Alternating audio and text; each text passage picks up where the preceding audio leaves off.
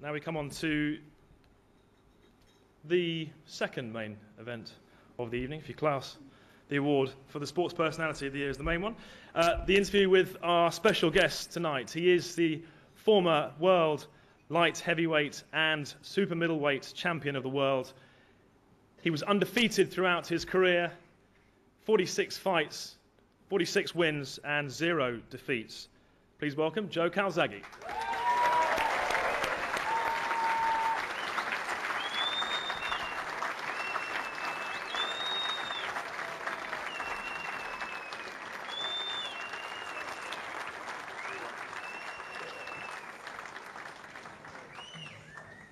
Just a quick reminder to people, you have got your questions out there.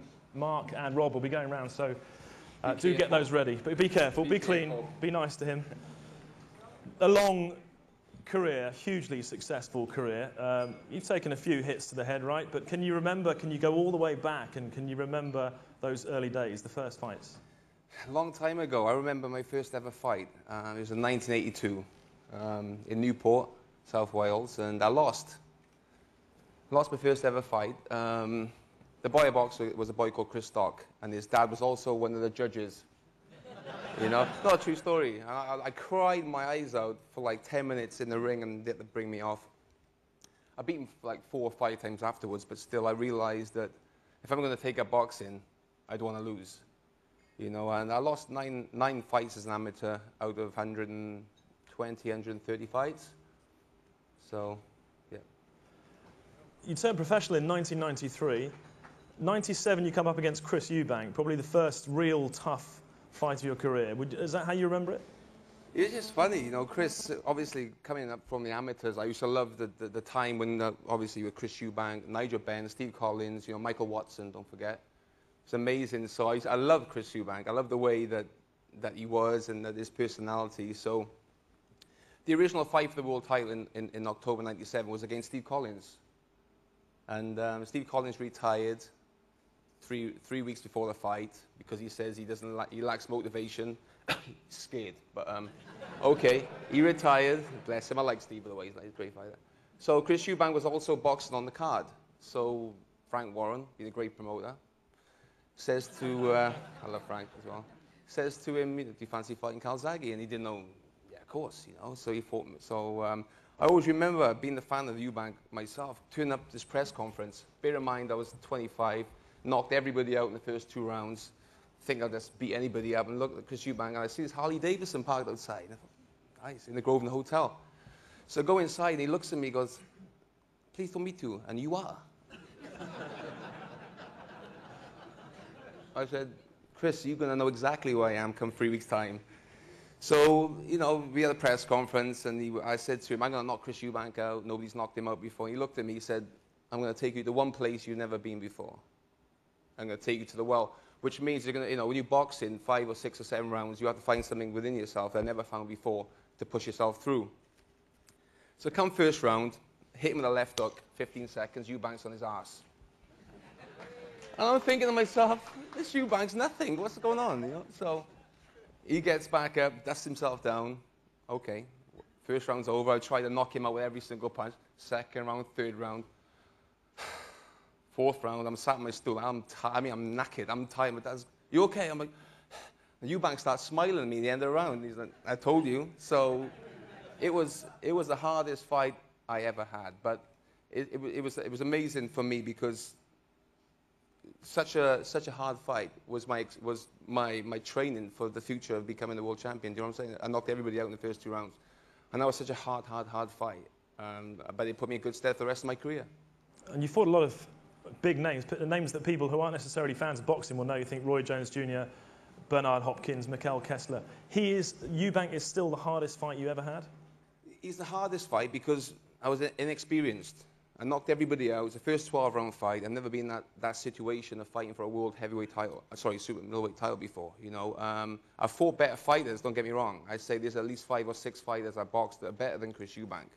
But at that time in my career, it was a baptism into the world championship boxing, if you know what I'm saying. I've become better as I got more mature, so that was still, yeah, by far the hardest fight. And going to that place where Eubank told you you'd need to go to beat him, do you think that did you a favour in your career long term? Yeah, it did do me a favour, because that's what I said. It taught me how to pace myself. So if you got somebody on the floor and try and kill them the first 3 or 4 rounds, because you got like another 8 rounds to go. So I managed to be able to pace myself and so on. But yeah, I still see Chris Eubank in London. I saw Chris the other day, actually. He's still as crazy as ever. A lovely guy. Yeah. He's often remembered for his personality rather than his boxing. How good was he, though? Listen, Chris Eubank was a good fighter. I wouldn't say he was an exceptional fighter. He was a very good fighter. Yeah, come on.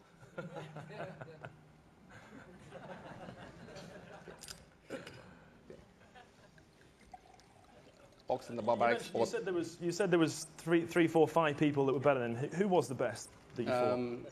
I'd say that probably one of the best. Well, I think Mikkel Kessler was probably the most dangerous fighter I boxed, because he was undefeated in 43 fights. He was younger than me, and excellent all-round fight. He could box and he could fight. You know, you could mix it up.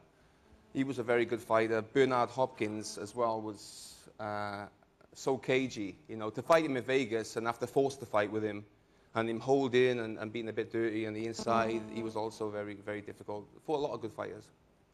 Okay, let's get a question from the floor. Is Rob? Be kind. Rob, are you around? I'm here. Hi, Murray. Good evening, Joe. First question we're going to take is from Robert, who's sat just over there, I think, and he wants to talk about nationality, because Joe, I guess you've got a few options really, Welsh and Italian and British. And how do you see yourself? Who do you feel you're representing when you were fighting? Well, my great-great-granddad's from Guernsey. No, seriously. I wasn't you joking. I'm sorry. You may be. I don't know. Does that answer the question? It depends where I'm being asked the question. If I'm in Italy, it's Italian, and if I'm in Wales, I'm Welsh. I was born in London, by the way, as well, so jumping at Hammersmith. Do you feel torn between them? No, listen, I'm proud. Obviously, I've lived in Wales all my life. I'm very proud of my dad, also Sardinian. Yeah, so I'm proud of both nationalities. I'm proud of being Welsh, and I'm proud of being Italian. You're a big Juventus fan, right? I used to be, Not so before they much started now. playing really bad. Yeah. Okay. Early on, listen, my dad's, obviously I'm brought up in Wales, you know, everybody's really into rugby, but my dad's just like so passionate in Italian football and so on, so obviously my mother wasn't into sport, so I was just so into football. And when I started boxing at the age of 9, I really wanted to be a footballer. That was my first love. But my hands were much quicker than my feet, and soon I realized that boxing is where it's gonna happen for me, you know. But I love Cardiff City, so we're second in the championship now. Come on, Cardiff. So Premiership football next year, hopefully. You talked about when you were young. We're going to the Premiership next year. You talked about when you won lots of ABA titles. There's a young lad in the audience tonight who's an ABA junior champion. Just tell people what that means for somebody to achieve that. It's amazing. It's an amazing feat, you know, to be ABA champion. I have so many fond memories of my amateur championships. I won my first schoolboy ABA title at 13. I remember it so clear. It was 36 kilograms, which I think is 5 stone 10. In the assembly ballrooms in Derby. I forgot my boxing boots, so my trainer at the time had to buy me a pair of trainers.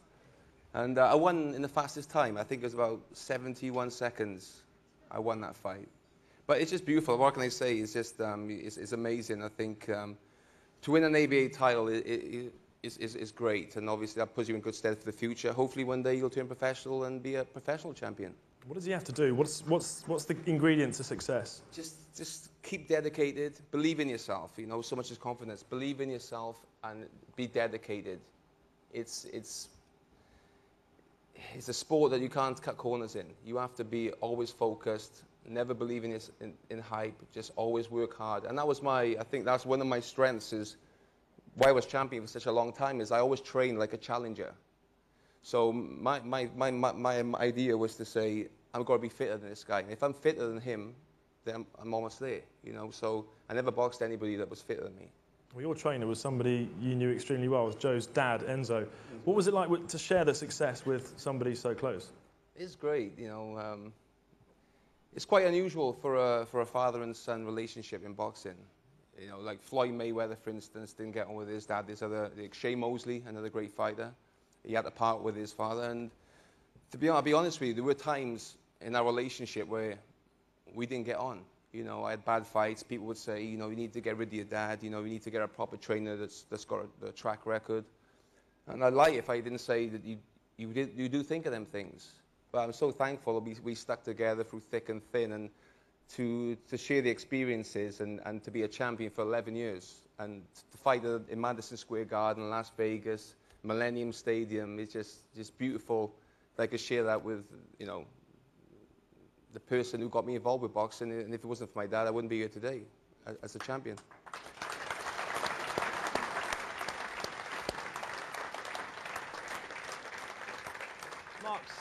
Mark's got a question. All right, thank you very much indeed. Plenty of great questions from the floor this evening. Thank you very much for your contributions. This one is from Table 34 and Darren. Joe, if you weren't a professional boxer, which other sport would you have been a professional in and why? Dancing, obviously. Come on. Hey, Fortuna, what are you laughing at, dude? My friend, Brian. I love football, so I like to say that, you know, I would have tried to be a footballer. You know, my dad was a musician, so I play a little bit of a guitar, play a bit of drums, so I can't sing at all, by the way, but... You know what it's like. You know what it's like to be a pro footballer, because you played at Old Trafford in front of 65,000 people. They scored a goal. Twice. Okay, penalty as well. There's a penalty. So you got an idea, you got a taste of what it's like. You know, it's surreal to play at Old Trafford in Soccer Aid with obviously Robbie Williams Soccer Aid, great charity. I play for the rest of the world, obviously being from Wales.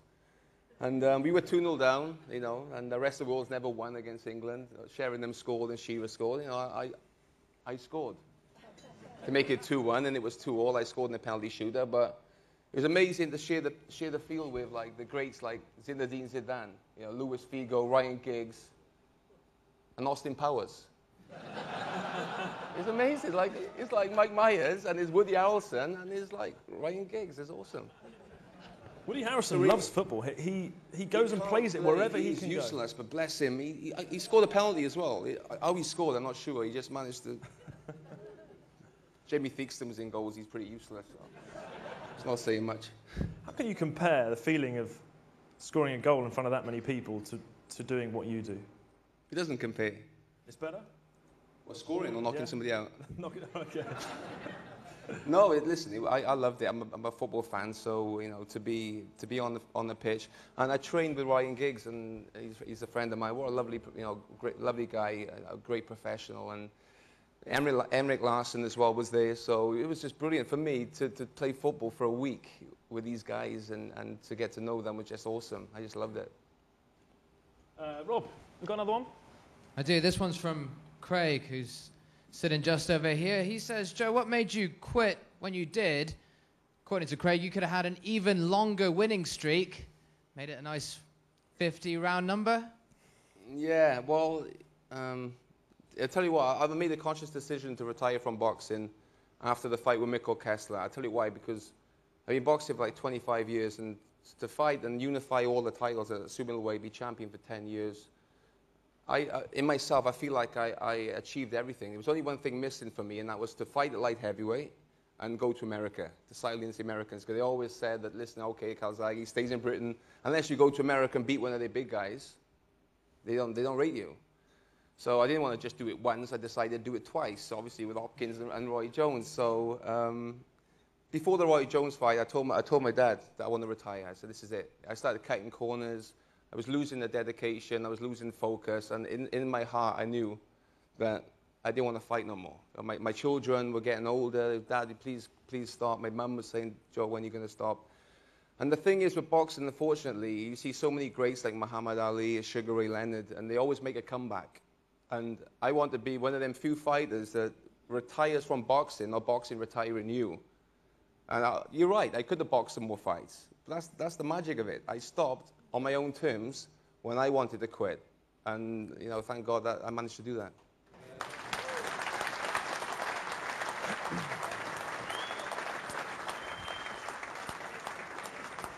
So how much would it take to get you back in the ring? 5 million pounds. No, joking. It's not something you'd ever No, I ever would do. never. No, I would never fight again. You know, at the end of the day, I would be going against what I stand for. You know, at the end of the day, I was always so dedicated and committed and focused. And like I said, I trained like a challenger, and I always was. I give so much to it, and that's not in me anymore. You know, I've nothing. I don't feel I have anything to prove to myself or to anybody else. I love the sport of boxing, but 27 years, I'm done. Time is out, you know, I'm done. And like I said, you know, I'm 39 in a couple of months. I would never reach the standard I would, sorry? Did somebody just challenge me? I think you're one person who's not Come going on. to get heckled tonight. You know, like I said, I'm 40 next year, so I'm happy to retire, you know.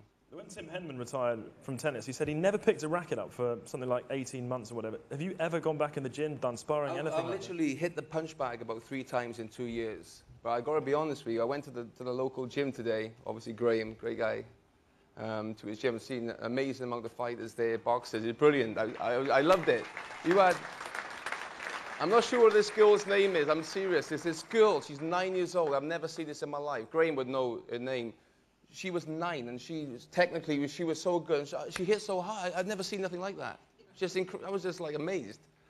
But I started shadow boxing. I started hitting the bag, you know, 'cause it comes back when you start watching it. You start doing a bit of this, and I fancy doing a few rounds myself. But it was a good experience. It was great to go to the local gym today, and I'm so impressed. The gym and how many people actually, you know, on a relatively, obviously a small island, are into boxing and sport. It's just awesome. I think it's amazing. Let's get another question from Rob, who's Mark, rather. Murray, thank you. This one is from table number 6, Will Woodford. Thank you for this, Will. Joe, if you could have fought anyone in the history of boxing, who would it have been and why? Do you know what? That's one question I get asked, you know, quite often, but I don't know how to answer that one because, you know, if I look at my favorite fighters when I was growing up, Sugar Ray Leonard, Marvin Hagler, Tommy Hearns, they were great fighters, but I never had the sort of want to fight these guys. I respect them, but I never really thought I want to fight them sort of guys, so I'm not sure, to be honest. I would like to have boxed Steve Collins and Nigel Benn in that era. You know, my career would probably be a lot shorter, by the way. Because they were some tough guys, man, so there would have been some wars, right. Who's the best ever, What's that for me? apart from you? I'm joking. No, seriously, I'm joking. It's a big pasta Calzage. I'm joking, I am joking. The best ever, my favorite fighter, like I said, was Marvin Hagler, Sugar Ray Leonard, obviously Ali for his personality. I don't think Ali was the best fighter ever, but his personality transcended boxing and sport in general. I think he was amazing character and personality. Today I love Floyd Mayweather, although he's arrogant. I love the way he is, how skilled he is, and he's undefeated. Manny Pacquiao is a fight. I love Manny Pacquiao. He's such an amazing fighter as well. There's so many good fighters around at the moment. And even in Britain, obviously, you know, you have Carl Froch, one of my best friends. I got to give him credit where credit's due. He is a really good fighter, and he's always exciting to watch. Amir Khan's doing well, and obviously David Haye. Obviously, Ole Harrison is not on the list. Sorry, they say Ole or Foley Harrison, one of them, but they're all good fighters. Audley Harrison, well, let's not talk about him. Audley Harrison, a southpaw, which for people who don't know is a left-handed fighter, which you are as well. I'm a southpaw, yes. You're a southpaw. Which is not the most common way of boxing. It's predominantly right-handed. Huh? Did he throw any? Did he throw punch? Last time, did he throw one punch? I'm not sure if it was a left-hander or right-hander. I think he threw one punch. Does it give you an advantage being left-handed and being the sort of minority of that? Yeah, it does give you an advantage. You know, if you're fast and you're good and you're left-handed, that's a headache. You know, it's funny. When I boxed, I didn't want to fight southpaws myself because I mastered fighting against right-handed fighters. So obviously, me being a southpaw, my foot always comes on the outside of the opponent, and I'm a nightmare. So I don't like anybody like myself. I always like to fight right-handed fighters. So, you know, it is a pain in the ass for a right-handed fighter to fight a lefty. Ask the boxers over there, they'll tell you. You like fighting the southpaws? No. You're taking up acting. You're going to LA, you're trying to get some film roles. Tell us about that. Yeah, basically, I've joined an acting agency 6 months ago, and I've been taking intensive acting training. And yeah, it's something I'm passionate about. I enjoy it, and it's like any sport. Is when you finish, you have to find something that you're passionate towards. You know, it's difficult to retire like at 36 years old, especially as a fighter, going from just non-stop to doing nothing. It's hard. There's only so many holidays you can go on, and so on. You get bored. So yeah, I basically, I started acting lessons. I live in London now most of the time. So yeah, I'm enjoying it, and that's the main thing. It's a focus for me, and I'm happy. What kind of roles are you looking for? You're not doing a Vinnie Jones hard man role, or what is it? Well, people assume that, but I think I can do it. I want to do something that people don't expect. A rom-com, something like that, yeah? Possibly. Exactly. I'm a romantic at heart. You're taking tips from Mickey Rourke?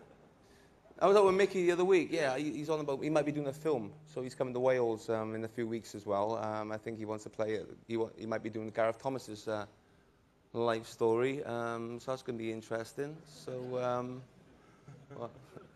it's going to be interesting. So yeah, went out with me last week. Great guy, lovely guy. There's talk of a film of your life. Possibly, yeah. Who would you want to play you then?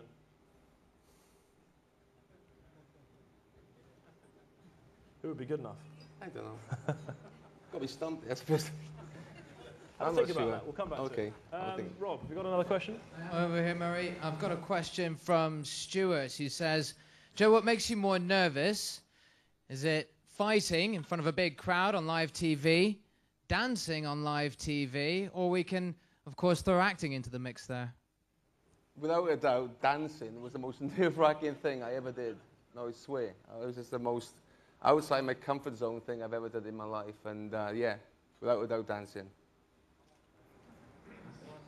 How hard is it? I'm thinking about it right now, actually. I'm never going to recover over this. Man. How hard is dancing? How hard physically and technically? I'll tell you what. My agent talked me into going on the show, doing Strictly Come Dancing. I just retired. I'm thinking, no way, I'm not gonna go on a dancing show. I never watched the show in my entire life, and even when I was on the show, I never really had any respect for it. Never watched it. But you know what? As soon as I started actually dancing, I really enjoyed it. And then obviously the competitiveness inside myself kicked in, and it's like. But then I had 5 days to sort of say like do the tango or maybe a cha-cha or whatever, and I didn't even know in my mind what it was to look at. The process, the thought of the steps and so on. So it was so hard for me. But now I love it. I just wish I know now what I was sorry then. What I know now, I think it's great. I think I actually asked for Christina to teach me to dance, and she said you got no chance. You had your chance. She said you blew it, so forget about it. So. I'm doing some lessons swaps with Brian there. I'm teaching him some boxing moves, and he's teaching me a few dance moves. Would you want to do a tango on stage for us? Go on, Brian. I saw Brian on the tequila. Come on, Brian. Come on, Brian. Come on, Brian. Come on, do a couple of moves. Come up on stage, man. Come on, Brian.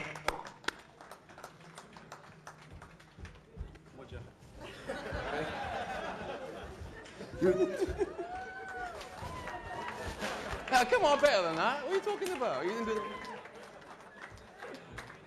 I didn't know he was going to dance with me, by the way. So. He was on the tequilas over there. That's might have something to do with it, right? That was a bad move. Have you got another question, Mark? We have, Murray. I think it follows on very well from that last little manoeuvre. And this is a genuine question, and it's a couple of people asked it, actually. Joe, which beauty regime do you follow? Maybe you can give us an insight into moisturizers, how you look after yourself. A beauty regime. I don't have one. You don't have one at all? You don't use a moisturizer? You don't have some sort of a regime you follow? Ladies in the audience want to know tonight. Just the odd sunbed sometimes. I can't believe that. What? I got SAD disorder, is that what it's called? Yeah, I need some of the vitamin D. Is that the one? Yeah. What's wrong with a sunbed? What's wrong? Rob? There's no sun in Wales, like 11 months of the year. Joe, going back to business, sports, boxing, you talked about Chris Eubank being your hardest fight. Which was your most satisfying? That's from the guys at Investec. Yeah, I think the Jeff Lacey fight was my defining fight for me, because that's the only fight I've ever boxed where I was actually the underdog. I come off a bad fight. I broke my hand in the 4th round of the fight prior. And everybody was like saying this Jeff Lacey's like a super middleweight version of Mike Tyson. He was going to come over, he was going to kick the hell out of me and this and that. And people were writing me off. I was 35 or 36 at the time. And I was in such amazing condition for that fight. I was prepared to die in the ring that night. You don't understand, you know, because basically my whole career as a champion for 8 years was on that fight. If I lost that fight, people would have said I was nothing. You know, it meant so much to me. I trained so hard for that fight, you never believe. And it was surreal. To turn up and fight your biggest fight and put on the performance of your life. I couldn't have listened. I couldn't have wrote a better script for that. You know, he played this role beautifully. Took a pounding for 12 rounds. Thank you, Jeff. Thank you for coming to Manchester, snowy Manchester. It was great. I love that fight. David Haye, Klitschko, either, or which one, it doesn't matter. Is that fight ever going to happen? It's got to, and would you want it to happen? Of course, I think it's sad for boxing that the biggest fighters in a division don't fight. Obviously, like Manny Pacquiao and Floyd Mayweather, I think it's such a sad thing for world boxing that the 2 best fighters in the world don't clash because of they want more money, or they want to do this, or they want to do that, and too many governing bodies involved with boxing. And the same with David Haye, you know. I think David Haye has shown that he deserves a crack at the Klitschko's, but for whatever reason, it's not happening. I'm disappointed, and I think a lot of sports fans and boxing fans are disappointed as well. Why do these things not happen? Speaking from someone who's... Boxing politics, you know, it's all about promoters, the fighters. Maybe they want more cut than the other fighters. It's not good, you know. I'm disappointed myself, actually, that fight's not going to happen. There was a lot of, after the David Haye-Audley Harrison fight, you know, a lot of the talk was about how Harrison literally just turned up and didn't throw a punch, as you said. A big payday for him. What's your opinion on that? Should he even have a crack at David Haye? That's difficult. Me personally, I knew that the fight would end early because I don't rate Audley Harrison. I never rated him, and I don't think he deserves to fight for a world title, you know. But he was European, somehow, he was European champion, you know, so obviously he qualified to fight for the world title. But I knew, anybody who knows anything about boxing knew it was going to be a joke fight. You know, I knew that, and it was disappointing for everybody that paid for that fight. But they both made a load of money, and I suppose to the fighters, that's the main thing. Klitschko's, who's the best Klitschko, and would both of them beat Haye? Either? Neither? I don't know. It'd be a very, very difficult fight for David Haye, mainly because of the size. Because these guys are so big, they're like 17 stone, and they're like 6'5". David Haye is about 6'3". So he'd be, obviously, I think the Klitschko's would be the favourite, but I think David has a chance. I think he has the speed, he can punch. I think he has a better chance if he fights Vladimir, because Vladimir has a record of going over and getting knocked out. Vitaly, I think, is the better of the brothers. He has a good chin, and he hits hard. I think that would be the toughest of the 2 brothers, to be honest. Okay, Mark, you got another one? Yes, I've got one here, Murray, from Donna on table 36. Joe, what's the most serious injury you've ever suffered in boxing? Okay, I broke my hand a few times. Thankfully, not too much to the face. It's normally when I hit the opponent in the head. So, yeah, I broke my hand about 3 times. In 2007, I suffered my first cut on my eye with a head clash. But thank God, that's about it. You can still see that. So you broke your hand, was it 3rd round against... I've always had hand trouble right through my career, ever since I started boxing. For me, it's about 13, 14. I've always had trouble with my left hand. So every single fight, I have cortisone injections before every single fight for the last 10 years. Ever been hurt? As in facial? Yeah, I've been down 4 times in my career. You know, I got put down the first time in 2003. My last 2 fights, I went down in the 1st round. Obviously, got back and won every one of them fights. But yeah, it hurts. You know, you get hit, of course. When you look back on your career, just pick one highlight out. What is the defining moment of your career, would you say? I say Jeff Lacey. I say 3 o'clock in the morning or 3:30 in the morning in the MEN Arena. And 19,000, you know, and just winning that fight, win every single round as a shutout. I think, to me, it was surreal. It was an amazing moment in my career. And, you know, for my family and for everybody, I just loved that. That night was great. MEN Arena, you've fought Millennium Stadium, Madison Square Garden. There's a boxing venue. which is the one that you want to fight at the most, and which is the one that has the best atmosphere? The best atmosphere is the Millennium. To fight in Cardiff, in your hometown, in front of 50,000, it's amazing, you know. So when I fought Kessler, I think it was 52, 53,000. It's just incredible, you know, 3 o'clock in the morning. But Madison Square Garden, because it's the mecca of boxing, so many greats, Rocky Marciano, Sugar Ray Robinson, so many greats have fought in Madison Square Garden. So to fight a legend like Roy Jones Jr. at Madison Square Garden was just really emotional for me, because I knew that was my last fight as well. But that was a beautiful memory for me as well. As you said a bit earlier, until you go to America and beat an American in America, you're not really taken seriously over there. When you go to America, do the Americans have respect for you now? Definitely. Yeah, they do. Yeah, they do. I think, obviously, but it wasn't just to prove to the Americans, it was for myself. I felt that was one thing was missing from my career, so that's something that I wanted to do myself, to be a two-weight world champion. I knew I could beat Hopkins, I knew I could beat Roy Jones, and it was great that I could actually, you know, fulfill my destiny and manage to go over there and fight 2 good fights. Rob, you got one more for us? I think we've got one more here, Murray. Rachel on table 29. Joe, what was the defining moment of your career, the defining breakthrough? When did you know that you could have a special career in boxing? When I won my first ABA title at 13. Like I said, you know, when I was ABA champion back in 1985, my dream was to become a world champion. I always remember just training like a professional. My dad, he really pushed me. You know, he pushed me. Even when I didn't want to train, he pushed me. And I remember going to school, the careers evening, and they say, "So Joe, what are you going to do when you leave school?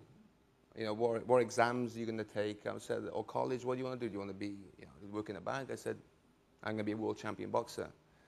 And she looked at me and she like laughed. She said to me, "No, what you're going to do is a job." I said, "That's what I'm going to do." And that's how, at 15 years old, that's how like focused and sort of committed to be a champion I was. You know what I mean? And so that was that, yeah. That's your question. Rob, one more? And one more, Joe. What do you make of the long-term future for British boxing? Not the young guys, I guess, making a name for themselves now, but the generation after. Is the infrastructure, the facilities in place for a bright long-term future? I think amateur boxing in the UK is excellent. You know, we're winning medals all the time, nearly every Olympics. And I think 2012 is going to be a great Olympics for boxing. We have a great infrastructure in the country and very successful British fighters. So that's really good. Professionals, obviously, we have, you know, obviously we talk about David Hay, we talk about Amir Khan, we talk about Carl Froch, but there's other good fighters coming through the ranks as well. So everything's looking good in British boxing. You know, obviously, Ricky Hatton's sort of gone now. Myself is retired, but it's still looking bright. The future's looking good. Joe, I think we'll leave it there. We're run out of time, but thanks ever so much for coming in. Thanks for talking to us. Thanks everybody for their questions. Ladies and gentlemen, thank you so Joe much Calzage. for being here. Thank you very much. Okay. Stay there.